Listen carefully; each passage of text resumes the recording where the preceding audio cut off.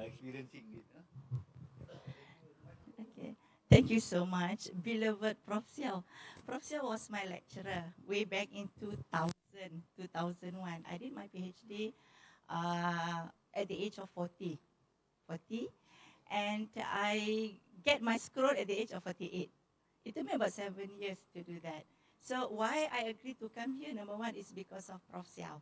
So because there are one day where I don't know where to go, and you remember our room is just down one level below your office. Then I just knocked at his door and said, "Prof, can you give me 5 seconds?" Said 5 seconds, 5 hours also can.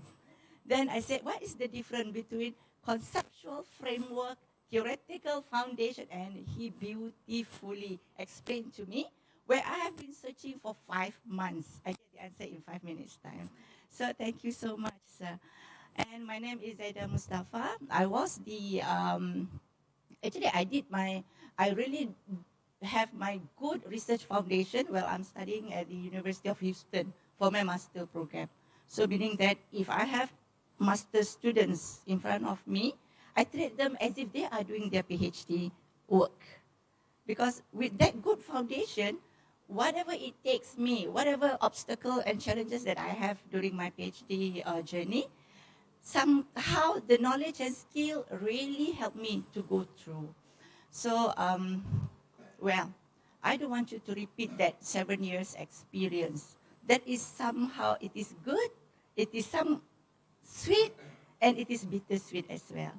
Okay, so now I choose this, your PhD journey, obstacle, challenges, and solution. Remember, it took me about 7 years to do this.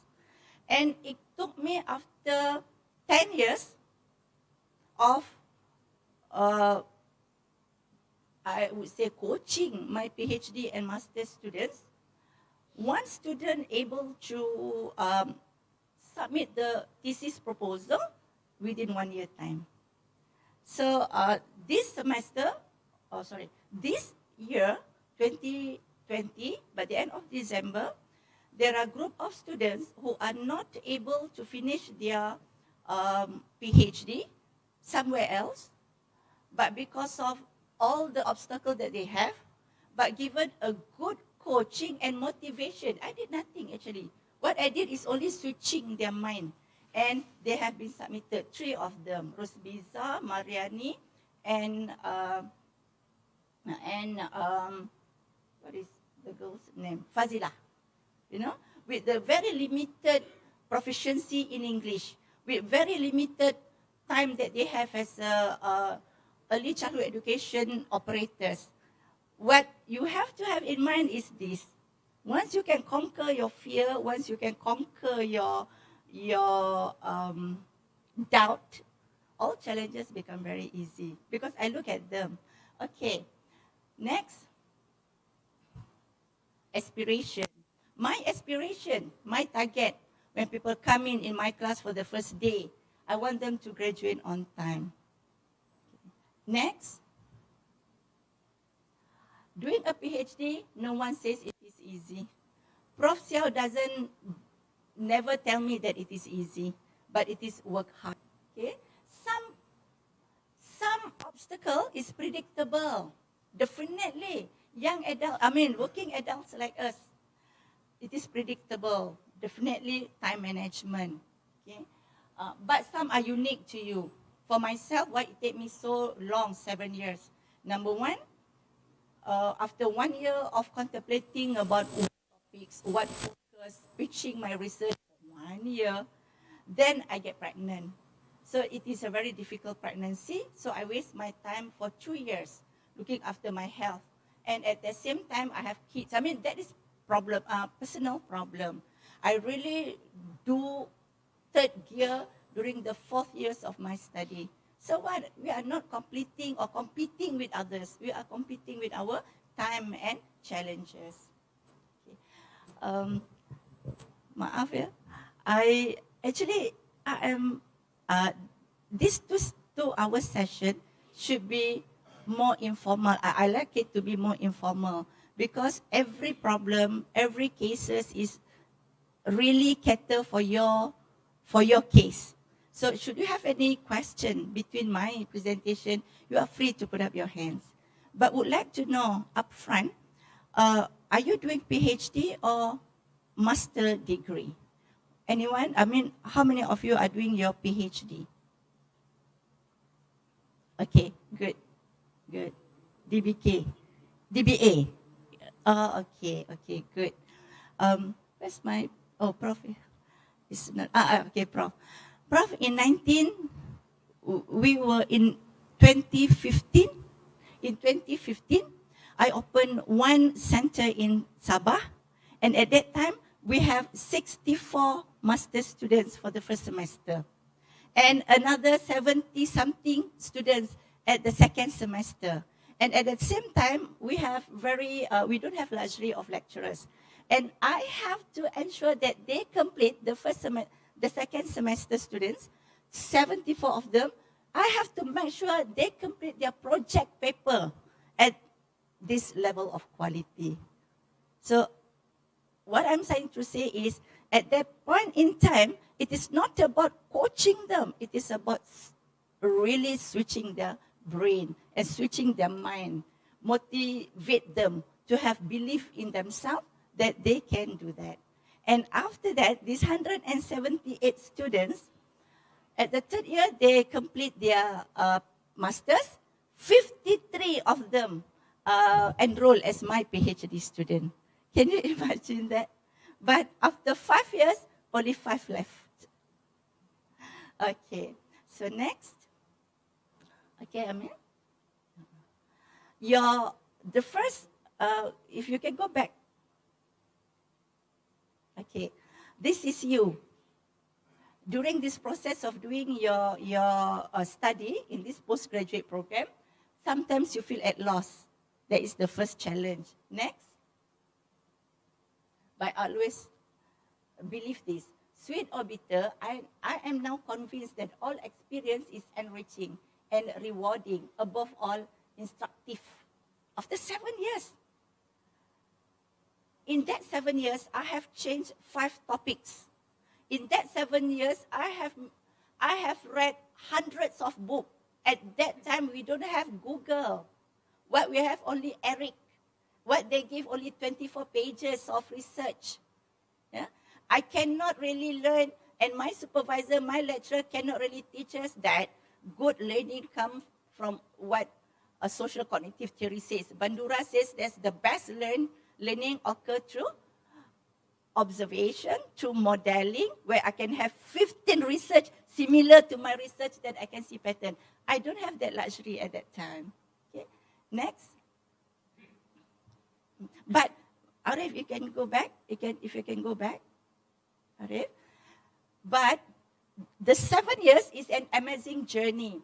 I have the opportunity to present my work. I have the opportunity to write 5 articles in journal with my supervisor. And I have personal development opportunity. When I become lecturer for postgraduate programs, when students come up with me with some tentative topic, 50% of the likelihood is I have done some reading about that topics.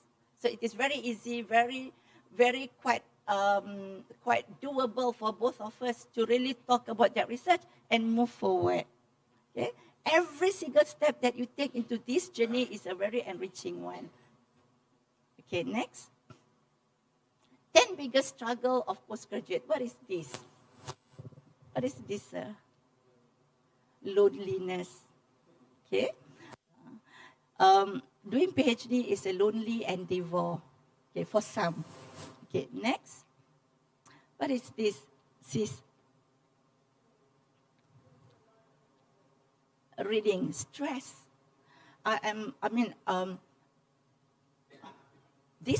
Last year, I have 2 cases of students developing. No, I'm not trying to. I'm saying this because of 2 students have to get personal coaching from me, meaning that he really at loss. He doesn't know what to do because of the loneliness, because of the workloads. And when he feels so lonely, he feel like, no, I'm not going to do this after spending about 25,000 paying for the fees. So he is sinking, and my advice to him is get friends, get support group. So I really put him under my wing, and because stress. So the thing why he is very stressful is dia tak ada exercise. Yeah, they don't go for exercise. Do you know that when you stress, your cortisol level is very high. The only way to get to level of the cortisol level and put your serotonin level up is pisang. You have to eat banana. Exercise. You have to exercise. Then you have to bring your brainwave to alpha level. So we do karaoke. It's okay to go for social meetings, because stress, we really have to manage our stress. Why? How? Next. This is another struggle. What is it? What do you think? Stress at workplace, stress at with your supervisor. Okay, next. Do you know one thing? If Prof Xiao remember Lam Kake, he always say good thing about you because of the relationship. Do you know how many years it took Lam Kake to finish his PhD? 2 years. And another 1 year is to screw his research. You know why? Because the relationship that he has with Prof Xiao. Okay? Next. And you might want to say that, why is Dr. Zaida, you taking 7 years? Again, because of supervisor. Not because of supervisor. There are some that I put in my slide. So this is another obstacle, which younger learners would face this. When I have 53 students enrolled in my PhD program in 2015, and now I have 5, because of 70% of them is this, because of financial problems. Okay. Next. This is another obstacle, another challenge that you face as adult learners. Still have time. Yeah. So my magic words for my students are, if you don't have time, you have to make time. Then they say, how, Dr. Zaida? Do you know how I make time with my student? Some are at your age, some are younger.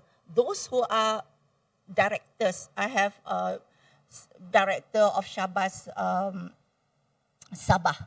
So what I did was, you don't have time, Amajid? So he will say, no, Prof, I don't have time. And we make time. Do you know how we make time? How many hours it needs to finish or to really make him understand about the problem statement? I think about 1 hour if I really screw him, and another hour for him to write. So I need 2 hours. Then how many hours do you think if I want to really screw him about doing the conceptual framework? I have to ask him to read up front, then sitting with me, discuss with me for 1 hour, another 1 hour for him to write, because his English is equally good. So I need 4 hours. With that 4 hours, I told Amajid, I will fly to KK, spend me 4 hours, really sit and write. Doing PhD is not about talking about your research or thinking about your research, but writing about your research. Because it is very easy for you to see, for others to comment, for others to give feedback. So that's what I did. When I mean that if you don't have time, we make time. So another one is, I have ladies students, 4 of them. One is at the age of 62. We have luxury of time. No more kids to get, no more. For this kind of student, what they need is not time. What they need is quality time. So they have money. So I said, I can spend 1 night with you from 6 up to 6 in the morning. So that is time. Do you know what happened to her? Because of the age of 62, he fallen asleep easily. So, but there are times from 6, 7, 8, 9, 10, 11, 1. Okay? 12. So 5 hours at night. Another, we wake up at 5, 6, 7, 8. 8 hours is good enough for us to do our objective. Definitely it's problem. I mean, for the first the first thing that I have to really screw my students is problem statement. I really think that you have that problem as well. Okay, then literature review, then conceptual framework, then research framework. Okay, next. This is work-life balance. For 7 years, there are times when my mother-in-law came to my house, and that is the time where I really need time, and I told her that, Mom, I have only 1 hour to take you out for lunch. I have only 1 hour. I don't have 2 hours to cook. I have only 1 hour to take you for lunch, and I come back. So, for friends, weddings, weekend is my only time that I have to do my PhD work. So I said, wedding. So I put everything in the cupboard. Hadiah-hadiah semua, duit-duit semua dah siap. When there are wedding, so I just say, take one. Then I save time to buy, to search. Okay. Then I take one, then I go, I say, hi, salam. Then you give your present, you eat for about 20 minutes, then you go back. It will take you about 1 hour for one wedding. If there are 2 weddings, you just simply say that you cannot come for this, but give some gift to them. Okay? That is how, because I have 4 kids at home. So, okay, next. Another biggest struggle is how to get support from your loved ones. For 7 years, I am so fortunate. Within that 7 years, I crashed 1 car.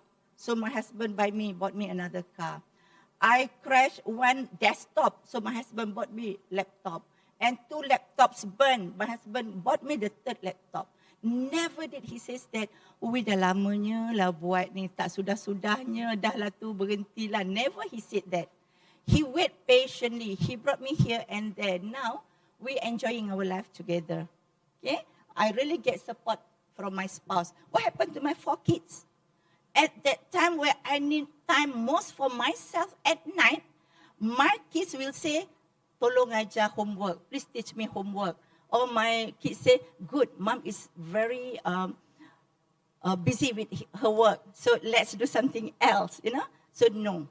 When I have work to do, you also have work to do. So we have 1 room special for learning. So you don't have that problem anymore. I can see that. But I did. Okay, next. This is the first semester. You are coming into the program running with passion and enthusiasm. But wait until the 2nd semester or 3rd semester. You will wonder like me, bila lah nak habis ya, saat habisnya bila. So I keep on dreaming, putting photos here and there, me on the cap. So that's how I motivate myself. Next. So this is it. Sangat maaf, very sorry. Normally I give talk like this to younger generation. So I always give them motherly advice.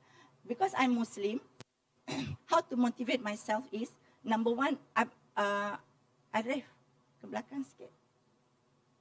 Lagi? Dah. Then on. Teruskan. Lagi?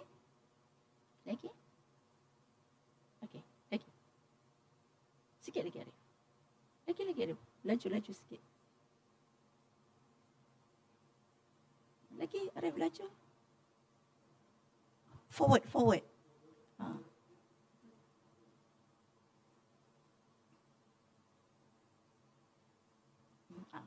Satu lagi, Arif, sebelum. Okay. For the Muslims, sesiapa yang menempuh satu jalan kerana mencari ilmu, maka Allah akan memudahkan baginya jalan ke syurga. I always think that enrolling in these programs, PhD program, master program, is a good thing to do. Because you are actually providing solution. Remember, problem statement? Problem statement is, number 1, you want to know what is the challenges and issues out there. Put in your writing what papers say, what journals say, what reports say. Okay, I can get 1 example. For example, there are problems of unemployment in Malaysia. 80% of the graduates who come into the university are female. So you want to know the reasons. Are girls smarter than boys? So then you start getting some information. Then after that, what next? I know that why girls are smarter than boys. So how can I help the boys? So whom you want to help? Is there any moral values or substantial implication of your research? Because you want to know why girls outsmart boys. What happened to the boys? What makes them slow learners in the classroom? How can I get a framework to develop teacher competency to teach boys? Okay. How can I get to know how boys learn best? What are their learning style? So this is the problem that you want to venture into. You have done a very good job. If you can get the answer, you can give the outcome or product of your research to teachers, to policy makers, and make all the boys really like to go to school. My research shows that if I interviewed 800 students, secondary students, do you like boys? Do you like schools? 98% say no. Do you run to school? I want to avoid schools. Then we make about 1,000 research to boys who says that if there are 4 factors that make you hate school, what is the most? I hate myself. Is some of the answers. I don't have ikigai. I don't have purpose of life. I don't know why it is so important for me to go to school. When we ask the low performing students. Okay, next. This is your PhD program or your research journey. Okay. This is your statement of research. The first one is you have to do statement of research proposal. Second journey is problem formulation. Then proposal preparation. Then data collection, data analysis, thesis writing, and submission. 3 years. Then you divide. Because this is for the first year. This is for the second year. This is for the third year. Where did I take so long? Until 7 years. It took me 3 years to do this. Because of the challenges that I have. Because of the loneliness that I experienced. Because of my supervisor have research grant and he went abroad for sabbatical leave. Because of I don't dare to change supervisor. Because of I think my supervisor knows so well about my research project. Because of I stay in Seremban and my university is in KL. Because of I'm pregnant. Because of I don't have skills to browse the internet at that time to get resources. Because of my husband says that since you are at home, so why don't you fetch the kids and bring them back. Fetch them back in the afternoon. And because of my mind is as such, my mind is a very structured. If I have done something and I have to stop, I have to go back, it cannot jive. There are so many reasons why it took me 3 years to do this. Another 2 years to do this. And it took me 1 year to do this. So 5 years altogether. Then I submit my thesis on my 5th year. And it took my supervisor about my external examiner, Weber, I get to know the name, Weber, another 6 months to check my thesis. And at the end of the examination or evaluation, he had the heart attack. So it took the university another 2 months to really tidy up his table. And so one poor research, Zaida Mustafa from University of Malaya on top, and they called University of Malaya, who is this poor girl, and they found out that it is me and told me that your external examiner passed away because of the heart attack. We have to get another external examiner for you. So, okay, next. Lagi Arif? now, sisters, brothers, and I think that this is the things that we have to do, and this is the challenge that we have to do. We bring our knowledge and skill at this level, and PhD or postgraduate program, it needs this level of knowledge and skill. How could you lower the gap? Because I have students who come to my master's program using APEL. APEL means that they don't have top-up requirement, APEL, to be in my master's program, and they take masters in philosophy. Can you imagine the gap that they have, the knowledge that they have about research, and what is required to complete the thesis? So, and I also have another many PhD students who really cling to you as if you are the only resource that they have in this world. Yeah. So, my advice is to them, you close the gap between your existing and required knowledge and skill about research. For people like us, we could say that we are Gen Y, okay, baby boomers. My problem is using internet, using digital device, using what is there in the cloud to help us in our research project. There are many. When my student says that, Dr. Zaida, do you know that they are using this Mendeley? They are talking about latent class analysis. They are talking this. Okay, do you want to go? Because it is good for you to do that statistic method in your research. I think so. Let's both of us go. So both of us go. Yeah.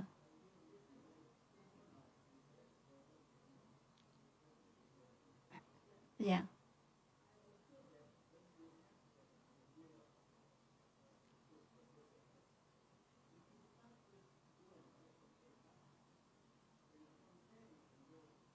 Backward. Okay. Let me check you first.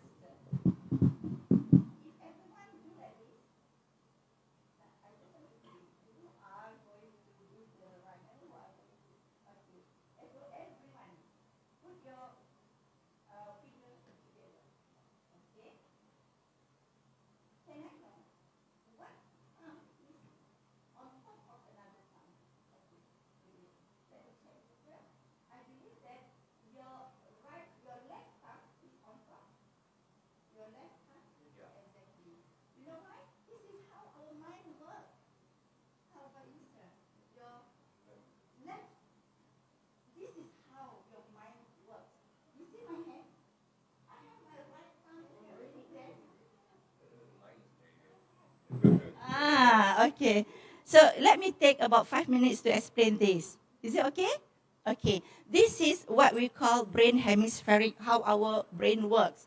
Our brain, the neuroscientists believe that our brain is split into two, the right brain and the left brain. And this is just one of the quick evaluation of which brain work more active than another brain. Okay, so if I have my right fingers on top of my left fingers, meaning that my left brain is more active, more dominant, more in charge of my way of thinking and acting. What is left brain? Left brain is people who are do things in sequence. If research have 5 chapters, you will really screw your first chapter. And you cannot move forward to the second chapter until you really finish your first chapter. It is me. When I do my first chapter, I want to do my introduction first until I get a really good introduction. Then I move to the background of the study. That what's really hurdle me backward. Because when I have started writing my research question, the first research question, and I was about to go to my second research question, my husband says, boleh tak pergi kedai sekejap beli ni? When I come back to my computer, I cannot go straight. It will take me another 1 or 2 hours to think about what is there, what is the link. Why you ask me that questions are very legitimate and very valid. Those who have this right brain learner, they are more creative. They can go swing here and there. Okay? Do you know how I train my brain to be really good at both sides? I take kelas menari. I take mine piano because that is all to grow, all to really capture my. I go for karaoke. I give a lot of talk. I give, you know why? I really want to. Then I learn how to move this forward. When my student come, they said, Dr. Zaida, I want to do research. So the first thing I will do is this. I will make who are the person in front of me, left brain or right brain. But if they are right, just like you, sir, what I did is this. Tuan nak buat apa? Okay. Then, this pitching first. Oh, okay. If this is, why do you want to do this? Like the boss of Bernama, Datuk Mokta, the boss of Bernama says that, Dr. Zaida, now tak ada orang dah nak baca paper. So saya kata, okay. So Datuk nak buat apa? Macam ni Datuk, cuba tengok tangan Datuk dulu. Oh, okay. Ini ada masalah lambat siap kalau tak coach betul-betul ni. Because of the way the thinking, you know, the mind works. So dia kata, jadi boleh tak kita nak buat satu menggunakan data. Okay. Datuk nak buat macam mana tu? Kalau sekarang ni kita main, so saya cepat-cepat fikir, this Datuk want to do a new business model for Bernama. Okay, business model. So I said, Datuk, what is your question? Tapi saya tak tahulah, orang suka tak?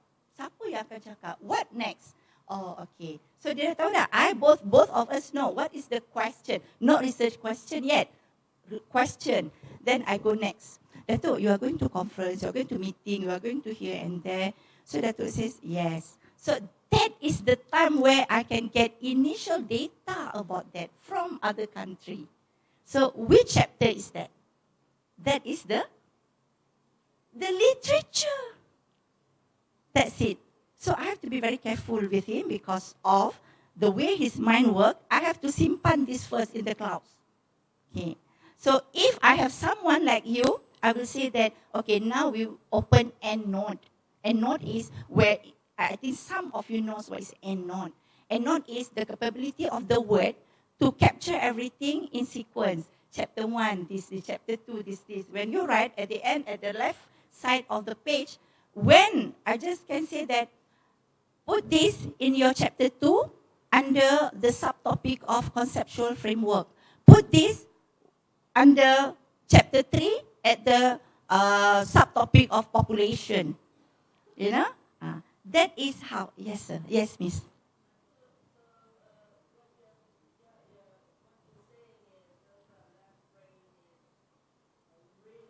Very structured, and when I send my thesis, very systematic. And when I send my thesis, there are no pembetulan, except for one dot that I miss in one of the references. When I work with left brain learner, I really can trust them. All I need is there are so many tools right now to help them. One is EndNote, another one is Mendeley. No? So friends, supervisors, I really have to group them together. And sometimes I'm lucky when there are my left brain learner do the same research topic, same research focus with another left brain learner. Put them together. Okay?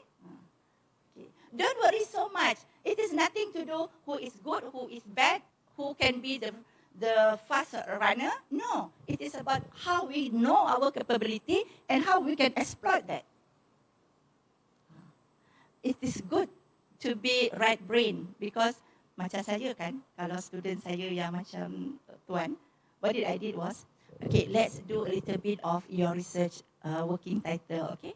Then don't worry so much about the introduction. I just want to know why you want to do this research.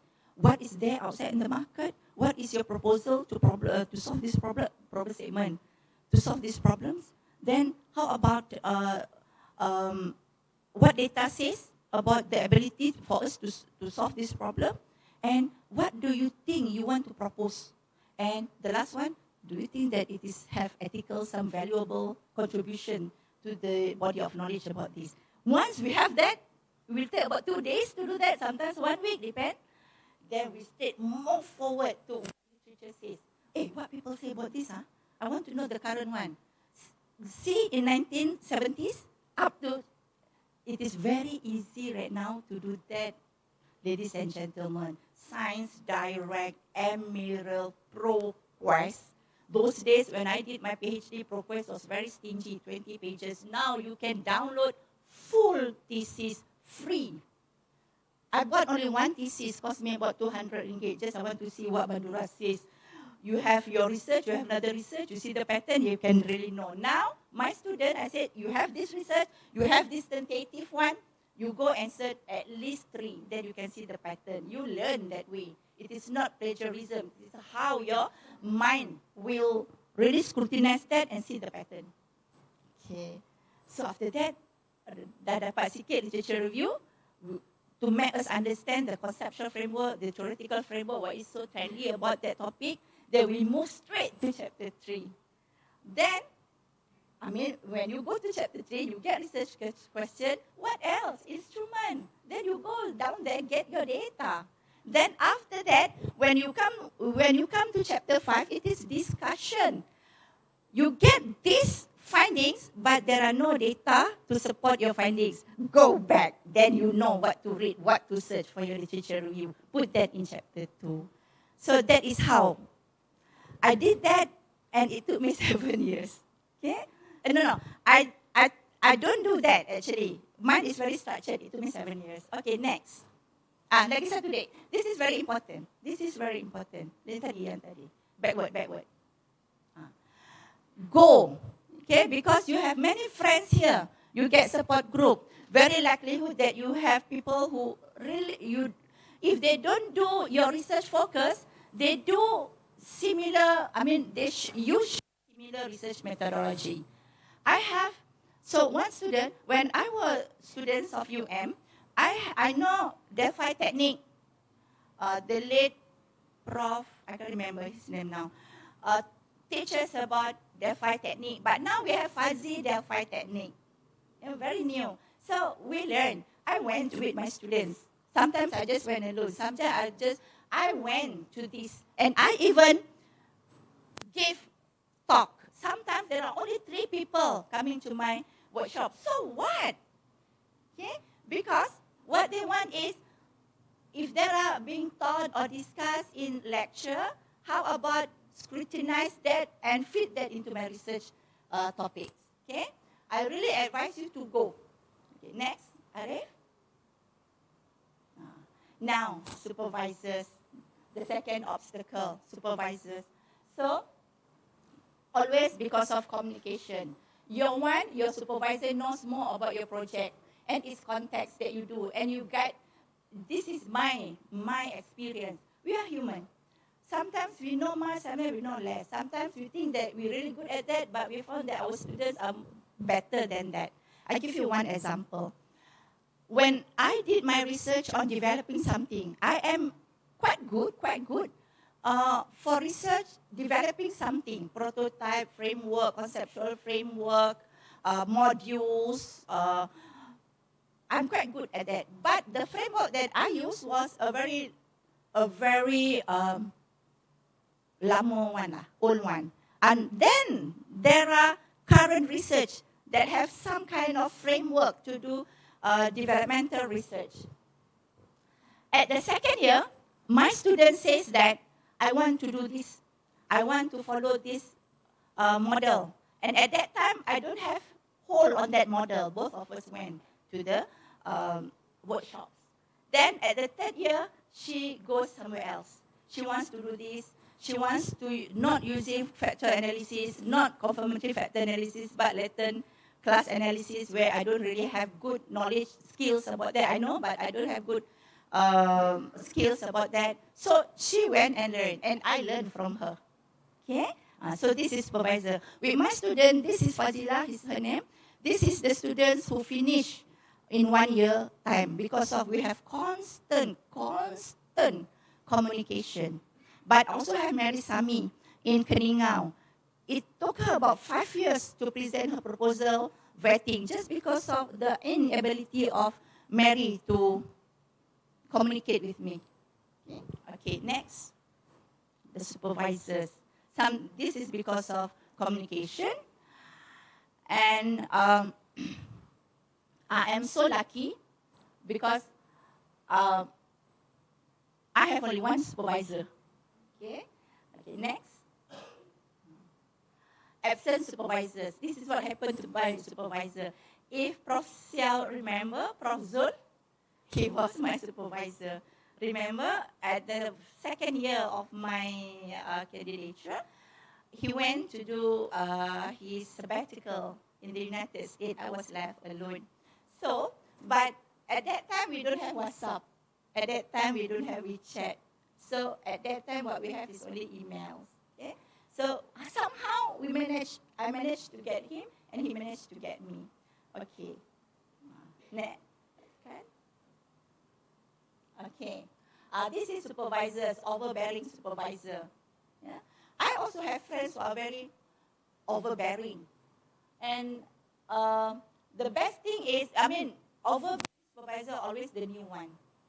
And they don't really have much knowledge about other methodology, other topics, other area. And what they have is the piece of research that they did for their proposal, for their PhD program, PhD study.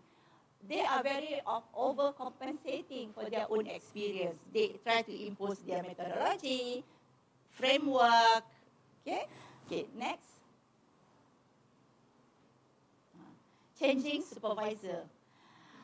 I advise you changing supervisor only, Arif, if there are change in scope. Okay. Only after you discuss with him or her. Only if you are self-reliant. There are many times I want to change supervisor because my supervisor are absent most of the time. But I never did that. Then I rely on other lecturers like Prof. Xiao, Prof. Noraini, the available supervisors or lecturers around me. And they are so helpful. Okay, next. Next. Sebelum tu. Bila kawan saya kata, go to and get another supervisor because then we think that the grass looks greener on the other side. But I maintained with my supervisor until the 7 years. And at the 3rd, 5th, 6th year, we have maintained good relationship. So good. After my graduation, we still be friends.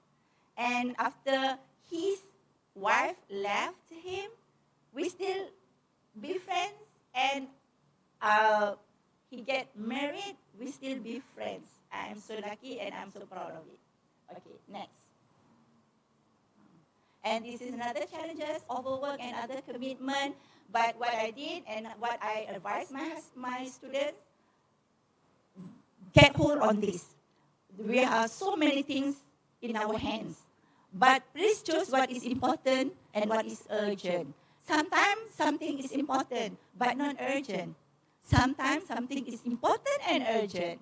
Sometimes something is not urgent, but it is important. But sometimes it is urgent, but not important. Go for this. Something which is important and urgent because we have only 24 hours a day. 8 hours to sleep. Sometimes we take that for our PhD or education as well. Okay. So next. Lack of motivation. Get a support group. We have doctoral support group. I found this in Google, PhD topic and proposal. A lot. You just put things in, then somebody will answer that. Okay, next. Second year blue. Okay, when my student come from first semester, second semester, third semester, they have to enroll for research project. Then at that time, I know that the motivation is high. I really kata orang lepas benang sikit lah on that kite. Okay, but when they come to the second semester, this is the time where I have to screw them because of the second year blue. A doctorate, a trying period of time and doubt will come in the play often. Be aware of your own self-confidence. You can do this. You really can do this. When information just between your two fingers, there are so many thousands, hundreds of research which is similar to you. Don't feel so guilty to look at them and get the pattern because Bandura social cognitive theory says that learning occurs best with modeling. Okay? You can do this. Next. present your research. Yeah. When I was the doctorate student, I present at least at four conference, and one is poster presentation. I get confidence from the feedback given, and this is really true.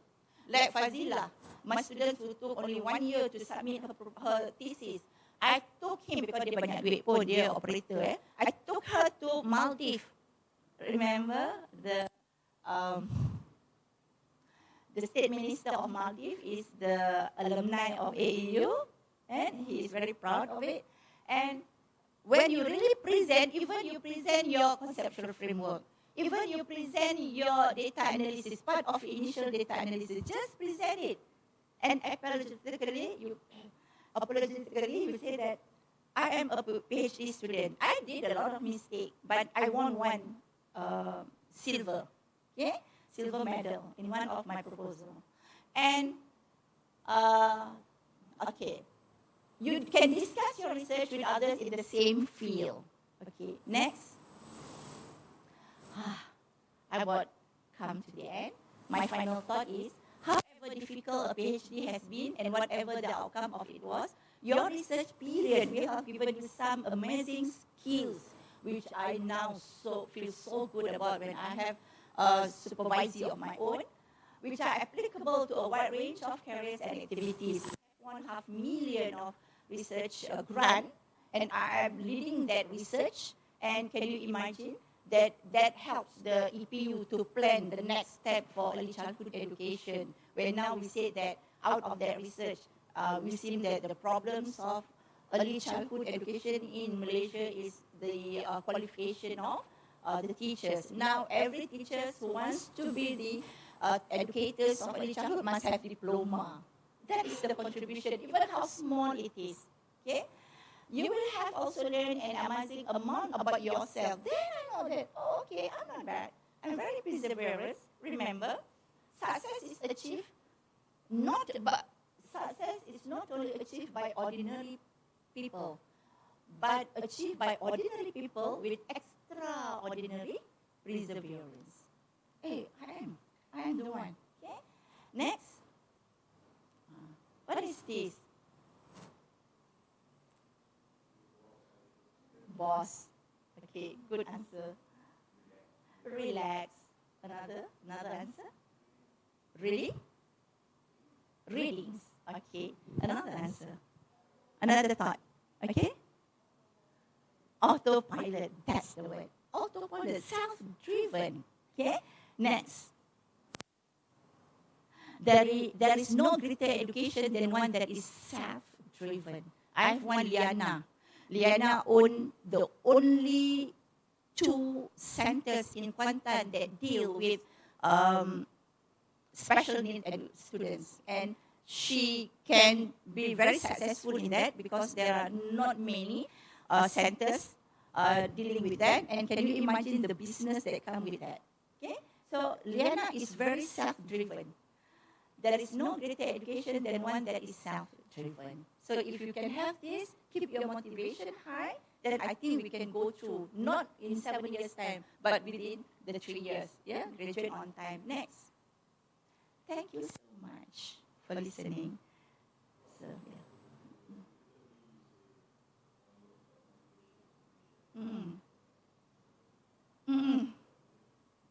How did I keep my motivation?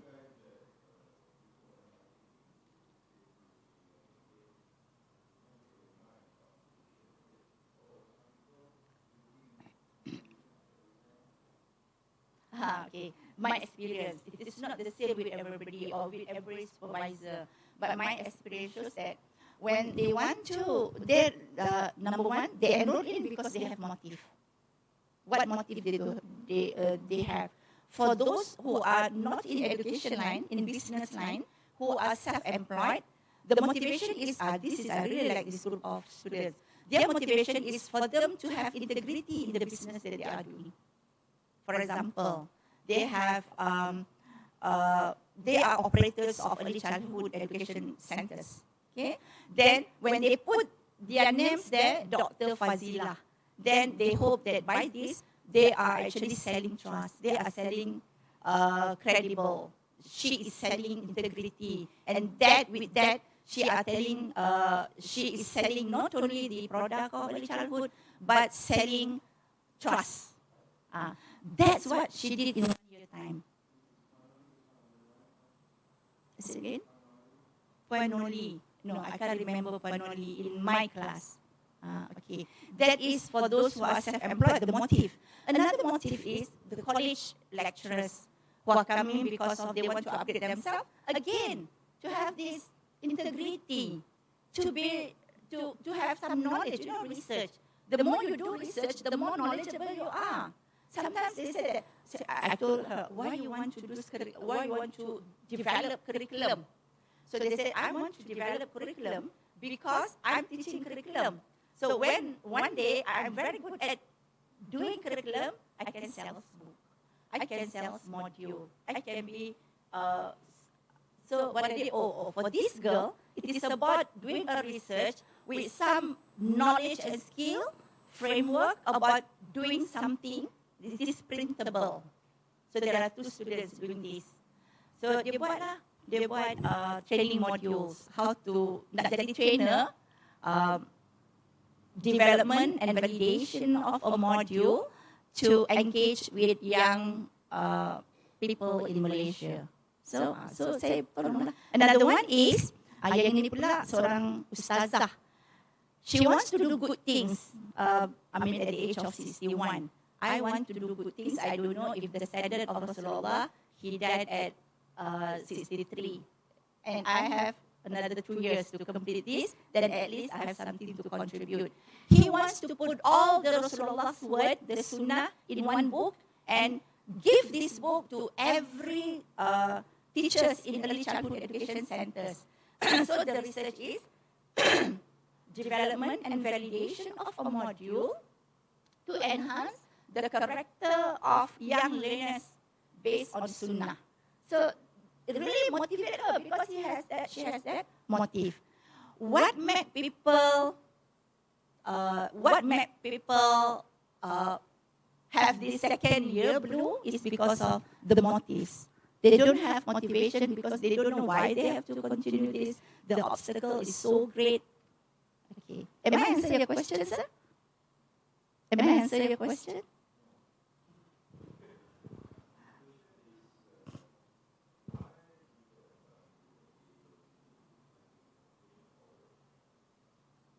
Oh, I see. Okay.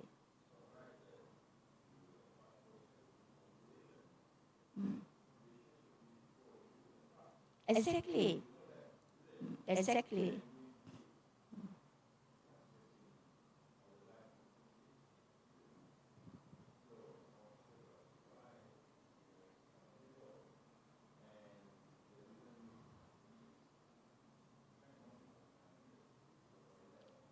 Exactly.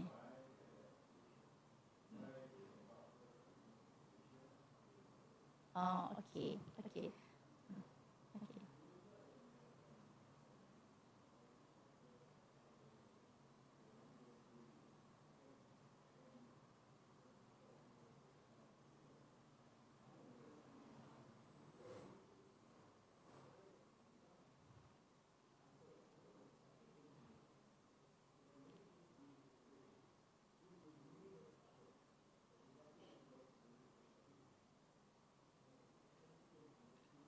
Okay.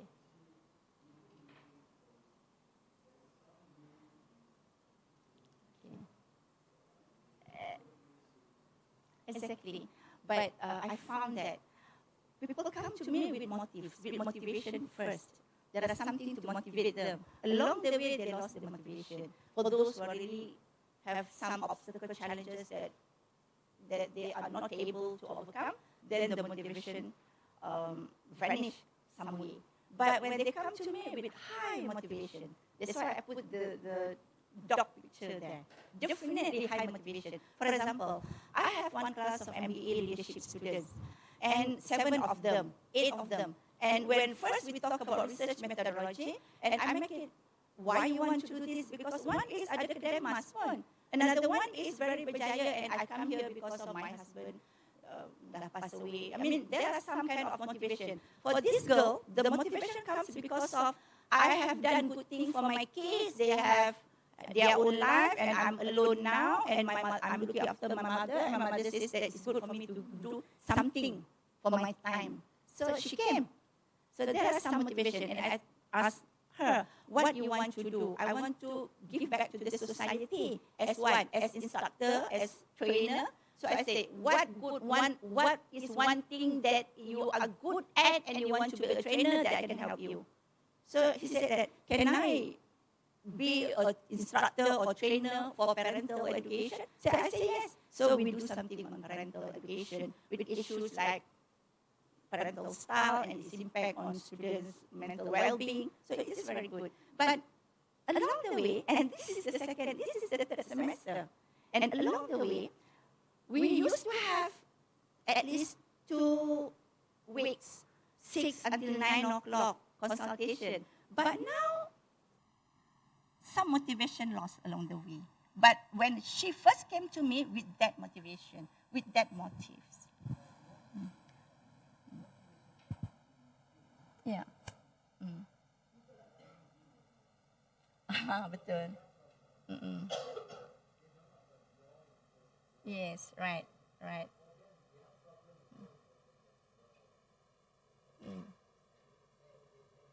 Okay. I have one tips for that.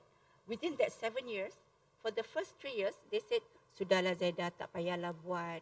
Nanti crack your head. You know, PhD is permanent head damage. Nanti kan you sakit. Nanti kan macam-macam.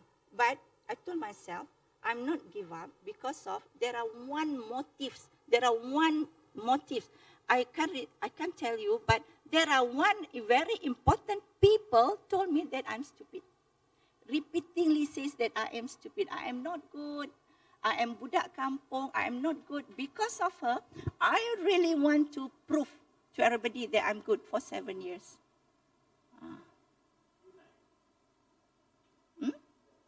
Yeah.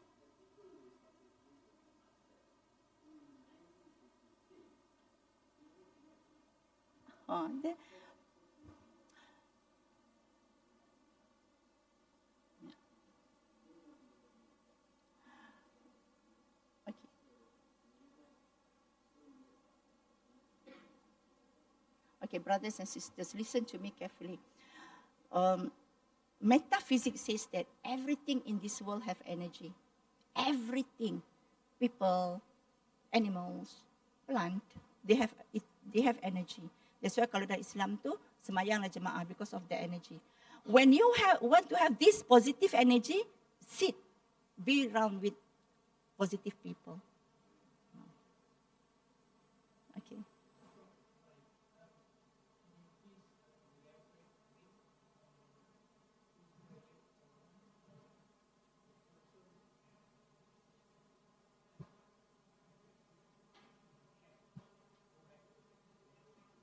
On? Okay.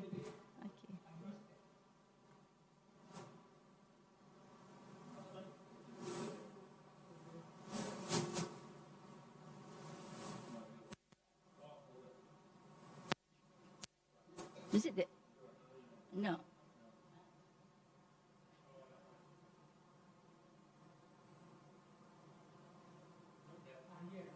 Okay. Postgraduate forum. I don't have this during my time in 2000, but now they have.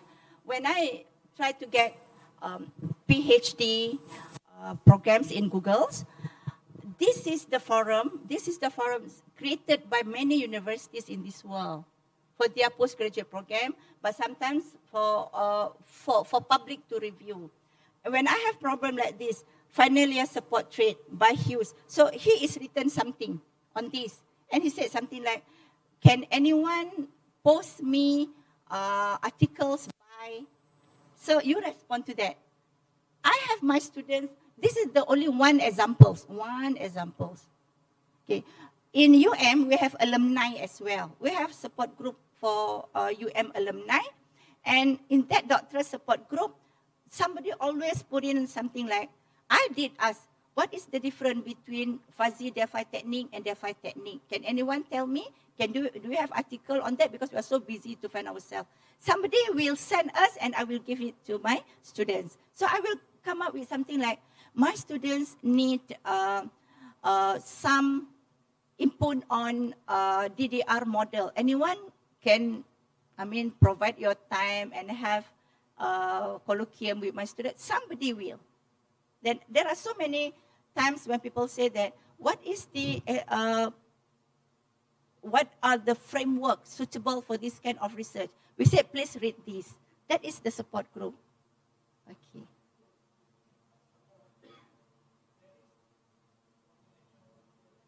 This is international. It is open. This is from one university.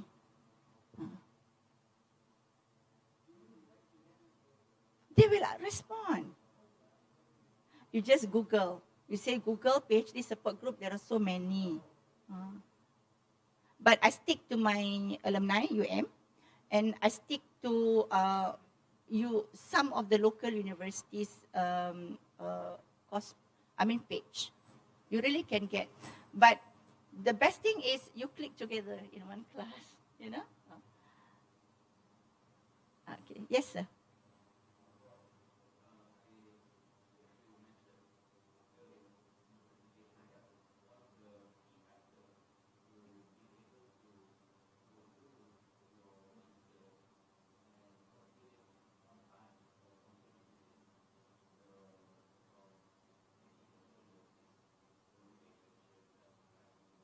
Exactly.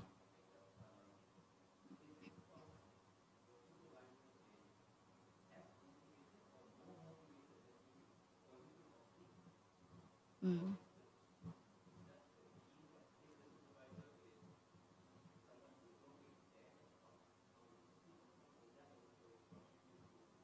Yeah, it is expectation. I'm talking about when I was the PhD student. I have high expectation towards my supervisor. I really asked him whether he can be my supervisor before I enroll in that program, because I think that he has that knowledge. Little did I know that he is just normal human being, manusia biasa saja. Yeah, yes. At that time, he is struggling to get the professorship. And when I sent in my proposal about developing something, he asked my permission whether he can adopt this and get grant to do sabbatical leave. Oh no, yes, sabbatical leave. And I agree, and I be part of the. Our relationship is good. My relationship with him is good. When I conceived suddenly at the second year of my study, he advised me. See the results of this and that, and I still keep my baby, and now she is 17 years old, and I feel so syukur, yeah, sebab saya keep that baby. So the relationship is there. But why it took me 7 years? Because of his absence. That's all. And he is not the macam saya sekarang ni. When I was the supervisor, I am aggressive. Because with motivation, I don't want my students to spend 7 years. What I did is, when we don't have time, we make time. So I really make sure that if I have this number of students, this is what taught to me by my other lecturer, Professor Noraini. Prof knows this. Professor Noraini advised us that every 2 weeks, you have to call me, because maybe I'm not able to call you with one problem. So that is what I did to my students. Supervisor ni manusia biasa betul, sangat sibuk. For now, I know that I have limited time with my supervisee. Some supervisee is neglected, especially those yang pendiam-pendiam tu, yang jauh-jauh tu. Some are very active seekers. Saya kata tak boleh jumpa, dia letak kaki dia kat pintu saya. Sampai saya tak boleh tutup, okeylah masuk. Some are very aggressive. But the most aggressive one that really on the road. It is good to have at the beginning now, at this age, at this experience, at the beginning of the session, at the beginning of their enrollment admission, I have to clear one thing. I said, I am this busy. You are also as well busy. And this is the only time that we can contribute. So I look at Monday until Sunday, which still can be slot in for conversation. Now it's very easy, you know what? Because we can do WhatsApp call. They put, see, Fazila, I have done something. You see, You take this, I take picture, then write in your, very easy. Communication with supervisor. Saya kan nak cakap dengan supervisor saya macam ni. Prof Zul, ni saya punya introduction ya, Prof Zul baca. So I give to Prof Zul. So within that, saya tahu dia tak akan baca punya. After so many attempts dia tak baca. So saya buat lagi. Prof dah baca belum? Dia tak ada masa lah Zaida. Okay, tak apa, Prof tak payah baca. Bagi ni. Do you know that? Until chapter 5. So ada cerita lah, tapi sebab rakam ni saya tak naklah cerita. So I get sources of knowledge, the knowledgeable others elsewhere. Prof Noraini Idrib. There are so many professors in the university. You can always ask them. But don't give them 3 pages, more than just one, what you want them to. Ask Prof Zaida. Prof, this is my conceptual framework, only 1 page. It is very easy for her to look at. That is the secret. Okay. Any more question? But please believe that you can do this. Lagi satu kan, yang saya tak ada motivasi sangat, sir. After my 5 years, dah tak tahu dah. Ya Allah, tak boleh buat dah. So saya ada baca satu doa. Saya kata, doa yang saya rasa tak nampak jalan dah keluar. Masa tu, saya kata, ada tak orang yang dia dah tak nampak jalan keluar? Buat ni salah, buat tu salah. Tak boleh, tak tahu mana punca nak cari framework apa, teori apa, dah tak boleh dah. So saya pun teringat kisah Nabi Yusuf dalam perut ikan. Ya, ikan Nun. So saya baca ayat tu. Saya baca berkali-kali ayat tu. Then I get the answers. You know what? What does it mean? Make peace to your brain. You read that, you know that somebody is helping you. It is similar. Yeah. So I just read that. Nak kalau orang balik nak pergi Mekah. Saya kata, nak pergi Mekah I believe, I make this thing, your mind believe that somebody is helping you, looking at you, love you. Dia cakap, boleh tak sampai Mekah doa untuk saya? For 7 years. Kadang-kadang saya sampai je kat kapal terbang, nak pergi umrah. So saya kata, nak pergi umrah So, boleh tak? What is that? It is inner drive, inner motivation. Okay. Regardless of age. We have one PhD student, not with me, but with Unita. But she was my master student. Datin Hindun at the age of 84. Now she is 84, doing PhD with Unita. So what motivation? She said that if I can be the examples of the youngsters, then it is a good thing to do. Okay. Yes, sir. No, my area is education, but I thought I believe in peer teaching. So when we do peer teaching, when there are general research methodology part, statistic, qualitative part, I will do. But we go spread ways in topics. At the end of the semester, we go spread ways. So I will take the education student side. My friends, another professor will take them because they are the time where we really screw their research. For example, we want to look at their introduction because I have knowledge in education. I really want to look at the conceptual framework because I know the theoretical foundation. That's the way how we work. And I really thank so many universities around. They help my student. They know that you student Dr. Zaida, by another professor, Prof. Risha from UTM. You know, because students actively seek knowledge from other university, other lecturers. But I have 7 MBA leadership who did MBA leadership, but their research is educational leadership and management. Some corporate governance, spirituality in nowadays they are talking about that.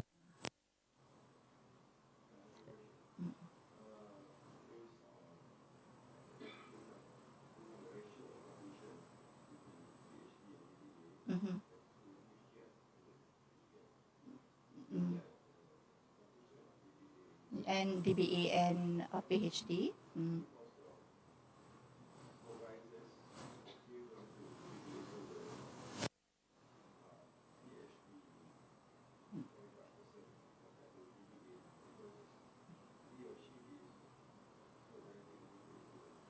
No, I don't think. Okay.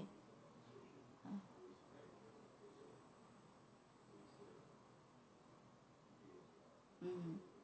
Yes. We mm, mm,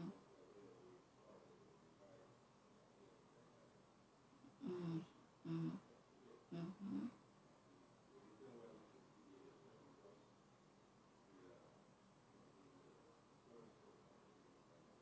mm, understood. Mm, mm, mm, mm, mm,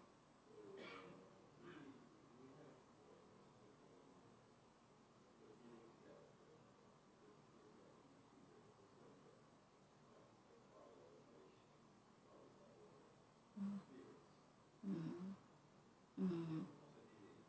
Yeah.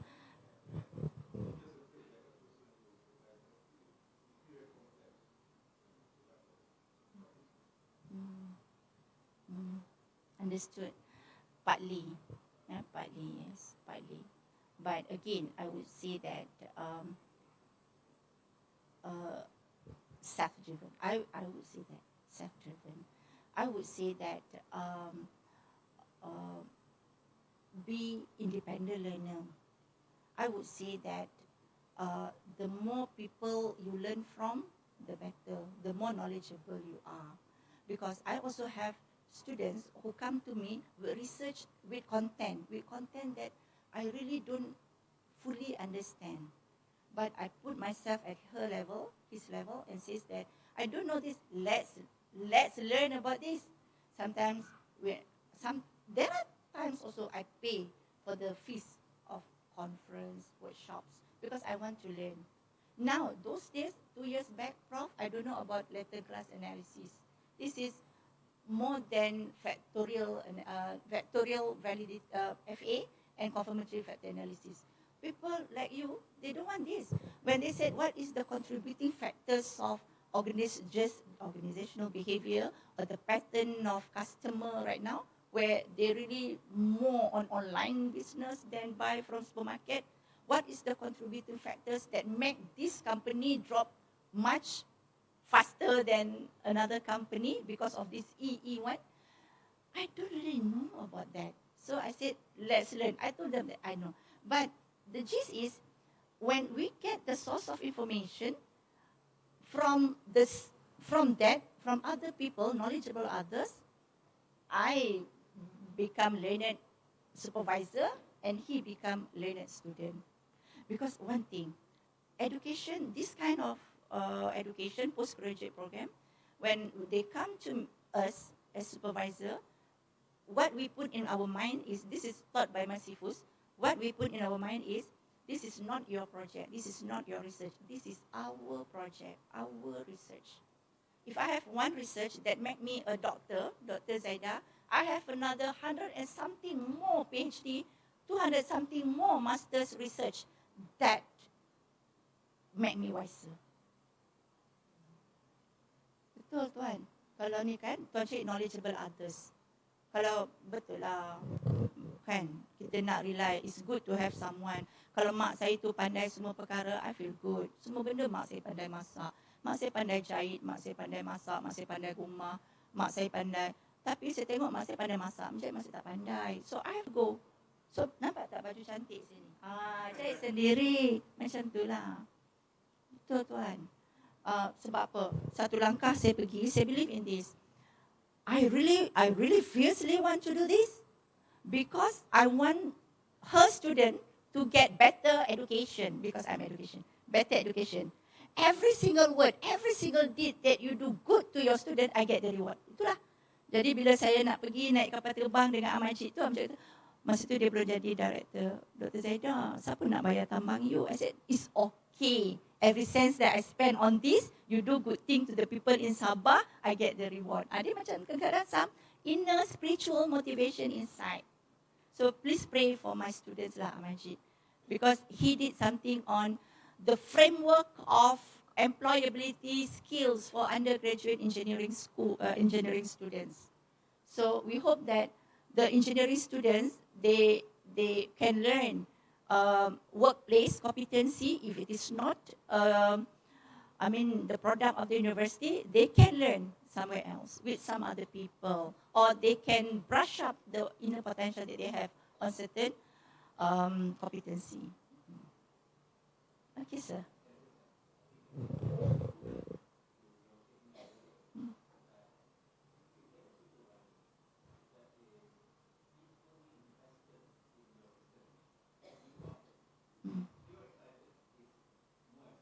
Mm-hmm.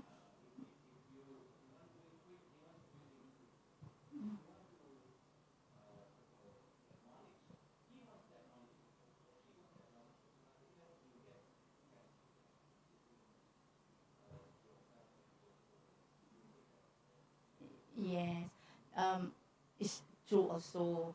Like my friend Lam Kaki will say that if I don't be under Prof Xiao, Zaida, I won't. Then he always pity me when I said that Lam, saya punya, we were together in the United States, Prof. So Lam, tengok saya nak buat ni, supervisor saya tak ada. So what else? My supervisor are spending 1 year in the United States for the, not postgraduate, but for sabbatical leave. Who else that I, but you are true. What you said is true. Supervisor play a very important role in our journey. You are lucky if you get someone who are in your field, number one, who are as enthusiastic as you. Number two, number three, they have time. You know what? I'm traveling. When I was with UNIRAZAK, I was traveling from KL to Saramban. And I found that in 1 year of traveling, now I'm in UNIRAZAK, in 1 year of traveling, I found that I don't have really good time with my students. So I took the decision to get one condo just around the university so that I can be with my student from 6 to 9, where I open the clinic every week. So then I found that my relationship with my supervisor is better, and the progress report is much better because I have time. Can you imagine? I spend 4 hours a day. It's much better I stay here and spend for that 4 hours with something else, with more academic tasks. You are right, sir. So just pray that, I really pray that you get good supervisor, and if you don't, please think that, oh, okay, just be like me. Sangat garang, sangat agresif, yeah? Because I want to buktikan this. You don't help me, it's okay. So I said to my professor, do I have to do multivariate, meta-analysis? So he said, if you want to. Wow. Do you think that I should do qualitative or quantitative? I think you consider first. No. As a student, I want firm say from him that I think your research, you have to do quantitative. But now as a supervisor, I think it is not good. Okay? I would say, you explore first, and you tell me why you want to do qualitative. Then come back to me if you think otherwise. Then I will give you some examples of this is qualitative, this is quantitative, that suit your time, that suit your research title. Explore first. Believe me, the more you explore, the more you learn from the other knowledgeable others, the more you learn. Macam sekarang ni, saya masih lagi belajar. Diorang kata dengan saya, Doktor, you nak belajar tak tentang M Vivo? Prof Xiao and the team have taught me about M Vivo at TI, but there are new version of M Vivo. I have to learn. Even SPSS, those days is 11. Now it's 20-something. I learn. I just sit there. So this lecturer from UKM says, what research title? So because at my age, there are people who are doing PhD. So I said this. Then they know, oh, ni Dr. Zaida. Why you sit in my class? I want to learn. There's no age barriers about learning. And one thing, brothers and sisters, believe this. In ourselves, there are potentials. Okay? Because I'm Muslim, the potential comes from the soul that Allah, that God, dia masukkan dalam perut ibu kita. One of his name is Alama. Yeah? Mengetahui. Mengetahui is knowing. So we have the ability and potential to know things, to learn about something, to understand things. Just believe that. What we want now is we need some kind of journey. Now is January 2012 until jangan lama-lama quarterly, what you're going to do with your study. So that is what I have done with my students. So at this age, at this point, at this time, at this date, you are supposed to do this. Tu yang telefon tu. Telefon je. Yeah. Then we have, like next week, I have a group of session where I put nicely, Dr. Zaida, we talk about this, buat-buatlah bayar, pergilah hantar to other universities, Dr. Zaida are giving workshops, pay RM100, come, so dia kata, wah. And for my students, it is free. The likelihood that 70% of my students come is there, and other students are not coming. So actually that is the workshop is just for them, not for others. Once a month lah, kita pun sibuk, tanyalah Prof Siao. Sangatlah sibuk because we have 4 KPIs. Number 1, teaching excellent. It's not only we teach excellent, but we have to make sure our lecturers also teach, because I'm a dean.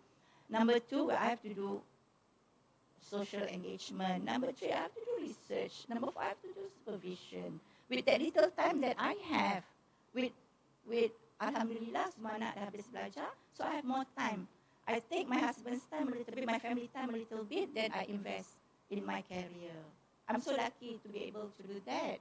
But can you imagine the other supervisors, they are struggling. They demand the same understanding. Okay? Be self-regulatory learners. Saya dulu sampai tak dapat dengan lecturer saya kata apa? I don't need you actually, but you are assigned to me. I can get other people. So on the 3rd years, I found that some of my friends have graduated, so I seek help from them. Okay. Any more questions? Okay, if there are no questions, I would say, Alhamdulillah, yeah, terima kasih sangat. I really pray for you because however small your research project, you are contributing something to the body of knowledge that you are studying. Okay, thanks, Prof. Thank you very much. Okay, there are certain questions that was raised, probably she's unable to answer that because of the context, in terms of EU context. One of the questions raised was the difference between DBA and PhD, especially vis-a-vis the supervision side. I happen to supervise both the DBA and the PhD. Remember, all research will contribute to 3 main generic issues. One is the gap in knowledge, gap in practice, and gap in methodology. These are the 3 big issues. Okay, all research, regardless whether it is PhD or DBA. But for a PhD, besides fulfilling the 3, the substantive part will be the contribution to theory, because it's philosophy. Philosophy means knowledge. All right. So when you come for Viva Voce, one of the questions we'll raise is, what is your novelty of your research? Your contribution to new knowledge. If you have used, let's say, Michael Porter, why are you, at the end of your story, still repeating Michael Porter's model? What is your contribution to that? Whereas the DBA, besides the contribution to 3 things, they will ask you, what is the contribution to new practice? Because you are a practitioner. So, when you say practitioner, it means that you make 3 decisions. Because PhD is all about decision making. Because at the end of the journey, you have to make recommendations or decisions. So the decisions for practice will be continue, modify, or abandon. So that will be the last contribution, whether you are going to modify or improve the current practice, or you're going to abandon that. But as I said, it's still there must be uh, contribution to knowledge and methodology. Okay, now coming back to research. When we supervise as supervisors, I'm sure we are few feet, further than you in terms of methodology. I know because when I speak to Mr. Ang, for example, methodology I can easily twist him up. But when it comes to content, he's an expert. He is an expert in the content in terms of supply chain and so on. And the fact that he keeps reading on supply chain, it makes me more, less competent than him. All right. So in the end of the day, the story, you are the expert in that kind of niche area. Now, simple analogy, because I use this analogy, when you drive a car, Proton Kancil, and he drives a big Merc, huh? Do you mean that you drive a small car, you need 3 tires? You don't need steering? Or you drive a big car, you still need 4 tires and steering. So the tenets of research are almost the same, regardless whether DBA or PhD. But our fan can put more passengers inside there, you cannot. So when it comes to the rigor of the research, for example, when DBA comes to practice, we say, well, sample size may be a bit smaller, more practical oriented. Well, orientation to case study type because he uses his own company and so on. So the orientation of research will be much different than, oh, you are making generalization to maybe the population of Malaysia. So I like to see enough sample size to draw that generalization. Otherwise, don't generalize. Okay, so that is the difference between the DBA. But I understand we are also taking cognizance of the fact that because the supervisor was holding a PhD and then you are trying to impose the high expectations of the DBA.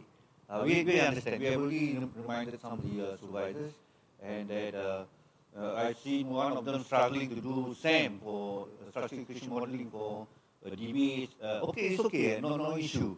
But to impose that when that is already as high as the PhD, and not only that, I've seen some supervisors with SAM also introduce mixed method or a little bit of qualitative, which I think is a little bit too demanding. So, I've seen that, and sometimes when I check the session, we say, okay, we can just abort the qualitative part because the quantitative part is substantive enough. And okay, when we say how big shall be the research, I think your supervisor knows it better. I mean, in the sense that he has not only supervised, he has already published papers and roughly knows what are the acceptable standard that, as what Prof. Zaida said, the fact that you have published and accepted, then it is a testimony that you are on the right track and your research are moving in the right direction. And that's the way we participate in conferences and so on to see to gauge whether our research are moving into the right direction. Now coming to the support group, AEU is one of the founding members of Global Dissertation Consortium, and it is based in Norway. And we have paid our pioneering fee. And last year, I think one of my students, they has participated or presented a paper in Dublin, right? They have an annual presentation. Next year, mana? Oh, Brazil. Okay, you want to go? You can go and see Yamashita. Huh? Not safe, doesn't matter. If it is not safe, they won't have a conference there. So you participate in this global doctoral consortium and GDC. Global doctoral consortium. So just like her, you just type your, because what she has rightly said, you are not alone having this problem, or you are not alone doing this research. So there are many, when we started in UM, this only university, now you can see all along Klang Valley. That's why when you send your questionnaire, nobody bothers anymore, because there are too many of you doing research.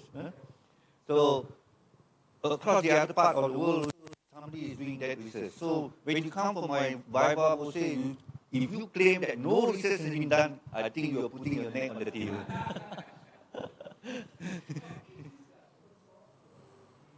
GDC right now is free. You can go in and join the membership. GDC. So don't ever claim that there is no research and that's why I'm doing this research. The fact that you put that way, it means that you have not read enough. So your review, yesterday we had a Viva. The review of literature is so substantive, almost half of the thesis. So the examiners will just look and say, you copy, you cut and paste. Or the other way is that you don't know how to summarize, you don't know how to review it critically.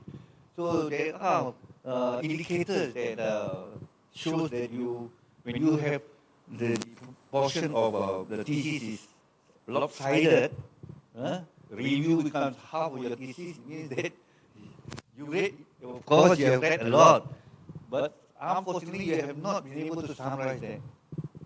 And the other indication is that, you may have cut and paste. And then the other portion will be chapter 5. When I examine the thesis, as I said, chapter 5 is the most difficult chapter to write. Most difficult. Obviously, when you begin, chapter 1 will be very, very tough. But in the end of your journey, chapter 5 is you need creativity in summing your chapter 5. And unfortunately for those, macam you, seasoned practitioner, you will write your chapter 5 beautifully, but nothing to do with the results.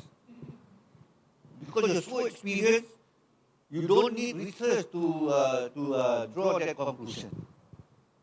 So be careful, chapter 5, especially those seasoned practitioners, they will write even before they have finished the research. So that's where you get caught, and especially and if you summarize chapter 5 with only 2 or 3 pages, it also indicates that you don't know how to conclude. 3 pages of chapter 5. You should be at least 10% of your thesis. All right. So now, I think like what Prof. Zaida has mentioned, to get help from another second person, third person is it's okay. And come to your supervision, you raise about supervisors. I think the best the best phrase I can use is, it takes two to tango. It takes two to tango. You keep quiet, I also keep quiet. You, as I said, we were aggressive, yes. We will make sure that we will, because it is also, no, okay, one step backward. Why do we supervise? Is it because of money? I don't think so. We paid the supervisors 3,000 for the 4 years. 1 year is only 700 ringgit. No big deal. Prof come and give lecture here, we can give 300 per hour. So, but we do this supervision because we have the passion like you to do research. And we get excited when someone, you are doing a research, and you quote me also, like what she said, get excited. Because, in the academia, we like to share knowledge. And therefore, let me share some tips with you. When you finish your final thesis, and you are going to engage an examiner, make sure the examiner's work is cited inside there. Which I share with you, Dr. Mary's work on, Prof mentioned Bandura. Yeah, my student happened to be doing Mary Wong, yeah. She was a full-time teacher in Sarawak, and finish her PhD in about 3 years. 3 years. And that could easily be much earlier. So each time she was from Kuching. I said, Mary, expensive, to stay in here. So you will fly in and fly out the same day. Don't stay in here. So to facilitate that, she will send me a portfolio of what she is doing, and she will scribble something on the top of the portfolio. It's an envelope. These are the few questions I'd like to raise with you when I see you in person in KL, or that time I was in UM. So when I saw some of the questions, I couldn't answer too. So I had to search somewhere. My guru then was Prof. Q. So I said, Prof, how is this? No, some of us are not God, you don't know much. And PhD is all about new knowledge. So new to you, new to us also. So meaning to say, she has given me ample time. And as I said, my lecturer, you don't get crash. When you get crash, that means the moment you show the same day, I also can comment, but the comment is superficial only. Just to satisfy you, but it's not deep. You must have deep kind of engagement. It doesn't matter. Another student of mine, whom I like, and until now he still comes to see me, is Dr. Rebecca. He's a medical doctor.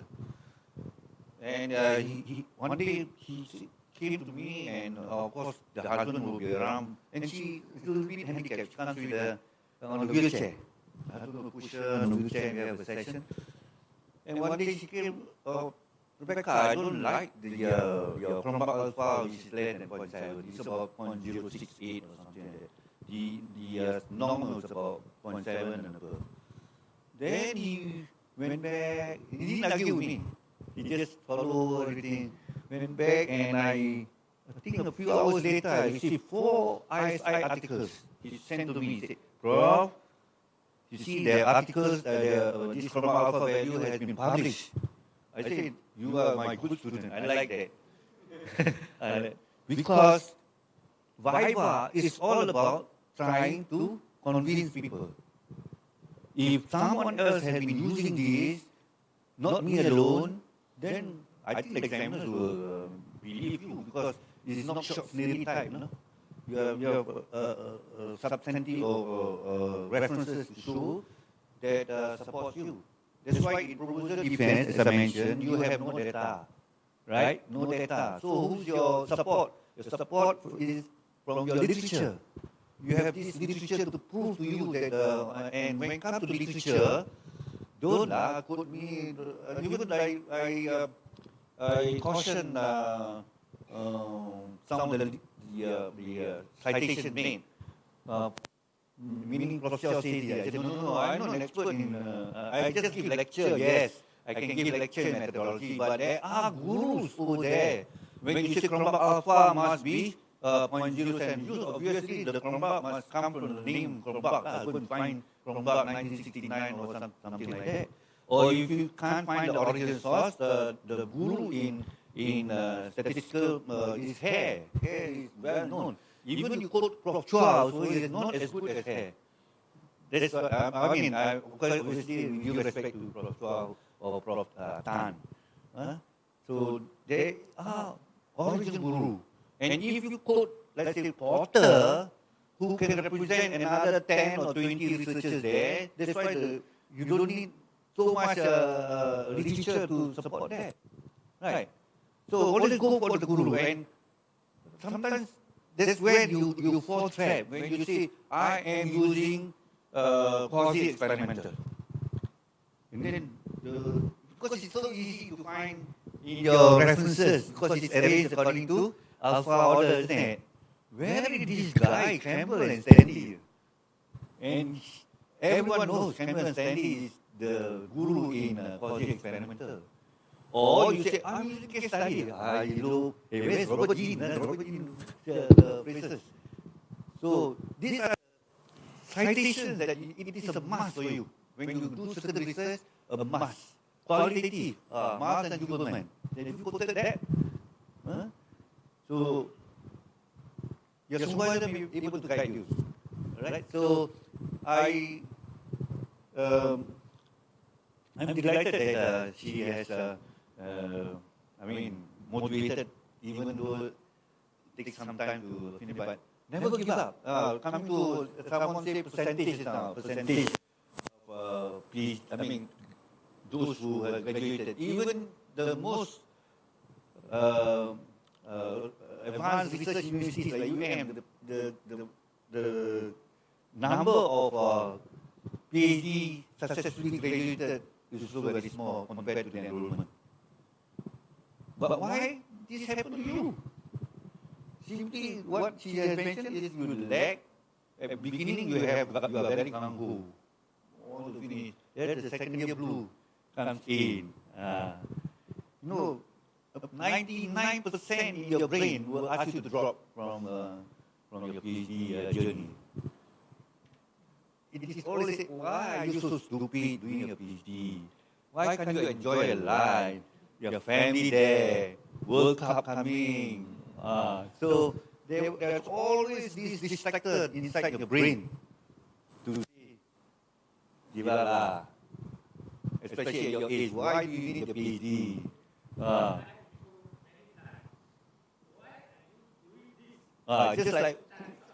Just like quitting smoking lah. Your brain is always no, don't quit lah. So some say maybe the motivation will to print on the grave the stone there. Doctor,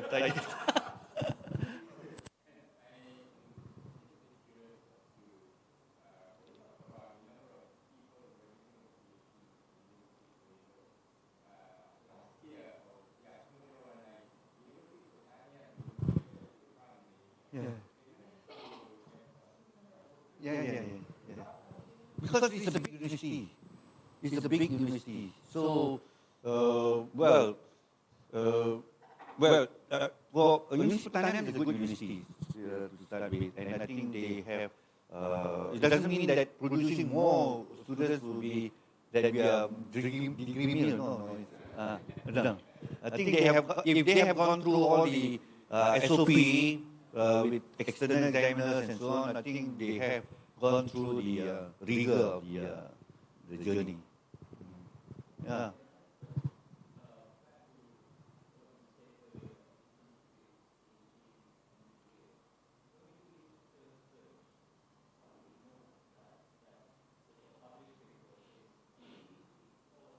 Doesn't matter. But it will matter. If you are doing a doctorate, you cited the master's thesis. No, your level is level 8 in NQA.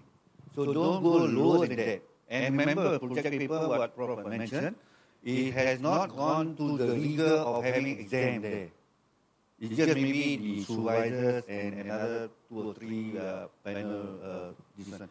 But for the PhD and DBA, besides having the Viva, you need to do correction first before we deposit it in the library. So some of you finish the project paper from masters will have a cultural shock to see that the PhD or the DBA research is much more advanced than project work. So this is very different. Yeah? Yes, all doctoral theses are not published. We will see unpublished doctoral PhD from UM.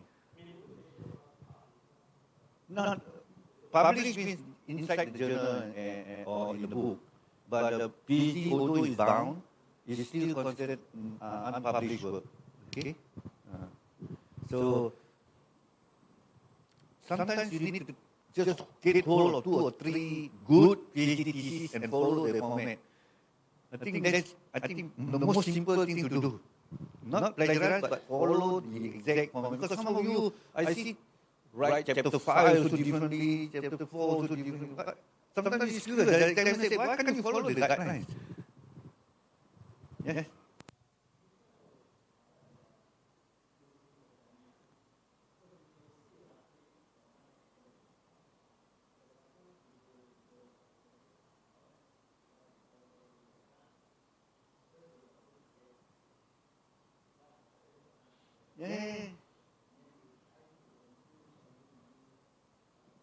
Uh, uh.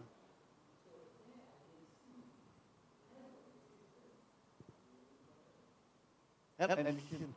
Okay, I don't comment about what the UPM, but the rigor which I know from UPM is the same as EU or any other standard that they have gone through examination. So we must respect that, the fact that being examined, the thesis has been examined, whether internally, externally, and being done just like any other universities in Malaysia, it should be okay.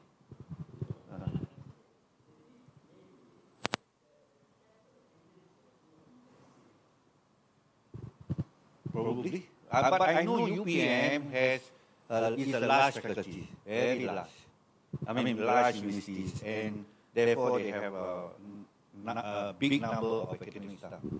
And when you have big numbers, you can ask for more help. Yes.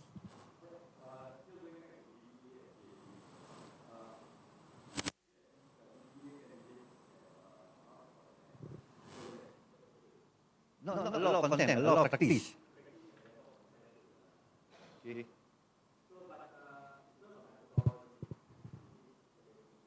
Yes. Yeah. Yeah.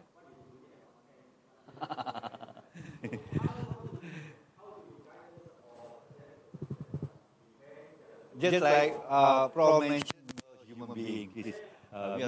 And I mean, human being means to say that sometimes we may not have the right answer to, for your question. I may have to refer to some other guru. Pardon? Okay, yeah, I mentioned during my lectures that we are human, all right? So meaning to say we also have other hobbies and other things to do. Please get to know your supervisor's birthday, not Chinese New Year. Send the greeting to him Chinese New Year if he's a Chinese. Nothing wrong, just to establish that rapport. And I've seen some went even gone to the downstairs for coffee. Yamashita used to cycle with me. So we get to know and enjoy, share some, not only academic. Sometimes it's busy also. Like now, someone asked me, and in fact, her paper is in my car, and supposed to finish it. But again, yeah. If you think that if you as a candidate find certain part of your life is so busy or down, the supervisor is also the same. Certain part where you wish you have more hands, more brains. Okay, but as what the first supervisor Mary was doing, he just jot down the few things that you want to ask me to do, and he comes to he make an appointment to see me, come.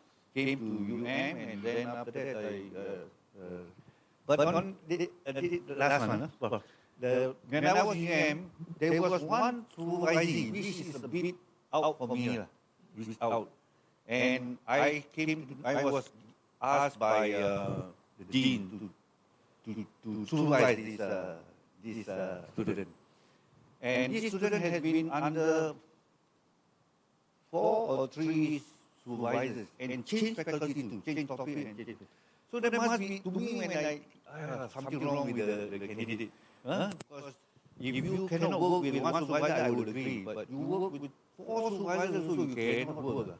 And then the condition is that they didn't ask me, Prof, this lady wants only a prof to supervise. So demanding. Simply because he was an associate prof from somewhere, and he can't see and don't want to learn anyone below her, which I think is not right. Not right. So, until to the extent I asked my secretary to come and minute the conversation, and I told her I don't like this, but I think we need to find a solution in this, because too formal a solution will spoil everything. I mean, I like to joke with my students too. So when it becomes too formal, which means say you are a bit worried about myself, and I'm worried. So the other tuition in MU also, Secretariat MU, I have a Palestinian. Came in the morning, okay, so then in the afternoon he came again. Ui. I said, very surprised. Okay, never mind, one day. Then he repeated a few days. I said, can you finish a book when I ask you to read in one day? And then he said, okay. Now the trick is that when you see a supervisor, make sure you bring something new. Not the same old story, you bring no point at all. And give him some time to browse through, so that there must be deep kind of discussion. Not supervision. Supervisors keep saying, okay, and Viva or proposal defense is not okay. Sorry.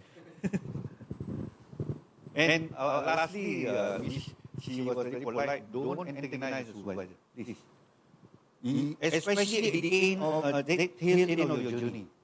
If you say this, swallow a bit lah. Never mind, take. But because if you were to ask for change of supervisors, I have to bring to the Senate. The Senate, the first thing they ask, why you want to change your supervisor? Oh, I cannot say, oh, supervisor, no, not active lah. Not active, then I have to show proof, of the communication between you and the supervisors. Then the second excuse is that the supervisor has no time. Senate members will say, why you choose this supervisor? Or change the supervisor. You know what the meaning of change the supervisor? There are two implications. One, you change the supervisor because he's not an expert in the area. Alright? And if you don't change the topic, then how can you say at the beginning he's an expert, now he's not an expert? How can the knowledge suddenly disappear? Okay, then the other excuse is change of topic. Change of topic, agreeable lah, because you change from marketing to finance, for example, which you need different supervisors. That means to say from the beginning you're already not very steady in your topic. You haven't really think of the topic. Obviously, as what Prof said, we change topic many times. Okay, change topic, but no, change title, okay, but don't change the topic. Title can change from, let's say, early childhood, we do from, instead of doing the social learning, we do something else. Okay, the supervisor still can handle. But change of topic, which means that from marketing to human resource, you need a new supervisor. Okay, so don't change, especially at the end. When you change topic, the orientation, you see, PhD is all about training you how to be critical, isn't it? Training you how to be. That's why in faculty meeting we cannot make decision. Everybody talk, no action. So no decision we make because we are trained to be very specific. You don't ask an orthopedic to be the heart surgeon, no, because even though his basic degree is MBBS, but he's so specialized already. So meaning to say, the supervisor is very niche, and therefore change the supervisor at the end of the journey may even change the whole topic. So that is more or less like asking you to restart your PhD lah. So try to she always like to use a proverb. Even the tongue and teeth can bite each other. You see. What about supervisors and something which is not really close to you? So, but there must be some degree of tolerance between you and the supervisors. Obviously, some supervisors are a bit egoistic, including you also. You don't want to listen. And in the end, I can tell you this: it is a fact. You come to my office. I told you once, I have taken out a degree, the scroll from the degree, and he came the next morning. I said, come. I was anticipating for him. He went to my office. I said, please take your thesis. Within 5 minutes, he managed to, because my room was full of thesis. Within 5 minutes, took the thesis because the thesis is red in color instead of black. So I told him, this is a PhD. Do you deserve it to be awarded a PhD? And he's a director of human resource. What if your employee does this to you? So he quickly changed next day. And I gave him back the scroll. I said, PhD needs to be meticulous.